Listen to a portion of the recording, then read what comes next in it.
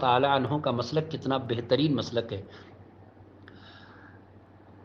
قبر مبارک کے ذریعے استسقاء، یعنی انہوں نے باب باندھا ہے، اور یہ باب الکرامت میں یہ حدیث شریف موجود ہے۔ اس کا ترجمہ بھی سامنے رکھا ہوا ہے، خود دیوبندیوں نے ترجمہ کیا ہے۔ اس کا ترجمہ دیکھیں، میں پہلے عربی متن پڑھتا ہوں تاکہ انشاءاللہ عز و جل آپ کو سمجھ میں آ جائے۔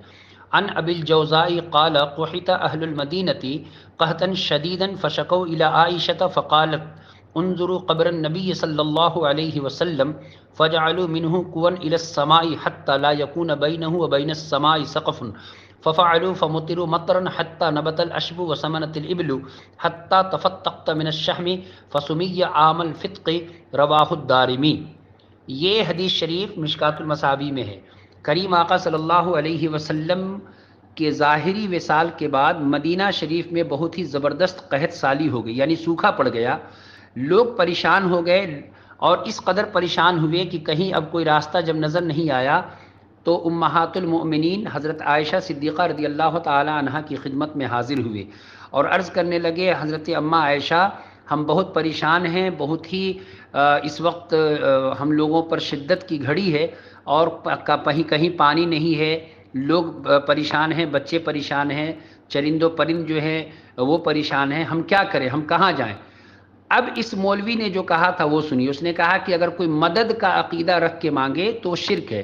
تو میں کہتا ہوں کہ سب سے پہلا شرک جو ہے مدینہ شریف کے لوگوں نے کیا، اور مدینہ شریف میں حضرت عائشہ کے پاس گئے تو کیا حضرت امہات المومنین نے شرک کا دروازہ کھولا تھا؟ معاذ اللہ رب العالمین، نہیں۔ تو حضرت اماں عائشہ صدیقہ رضی اللہ تعالی عنہا نے کیا فرمایا؟ کہا کہ نبی کریم صلی اللہ علیہ وسلم کے قبر نور پر چلے جاؤ۔ تو وہاں کے لوگوں نے پوچھا کہ ہم آقا کی بارگاہ میں ان کے قبر پر جا کے کیا کریں گے؟ تو سنیے کیا کہتے ہیں، اور کہتی ہیں کہ وہاں جاؤ اور وہاں چھت میں کئی روشن دان کھول دو کہ قبر شریف اور آسمان کے درمیان کوئی حجاب باقی نہ رہے۔ چنانچہ ان لوگوں نے ایسا ہی کیا اور خوب بارش ہوئی، یہاں تک کہ گھاس اگ آئی اور اونٹ فربا ہو گئے، یعنی زیادہ چرنے سے اونٹوں کا پیٹ اور دونوں پہلو پھول گئے، اور اس سال کا نام خوشی کا سال رکھا گیا۔ سنو، نبی کریم صلی اللہ علیہ وسلم کے حیات ظاہری کے میں نہیں ہوا یہ واقعہ، میرے آقا کے وصال شریف کے بعد مدینہ کے لوگوں پر قحط پڑا۔ اب مولوی میں تم سے کہتا ہوں کہ اگر حلال کا خون ہو، اگر نطفہ حلال کا ہو، تو اس حدیث شریف کو تم غلط ثابت کرو اور خود تم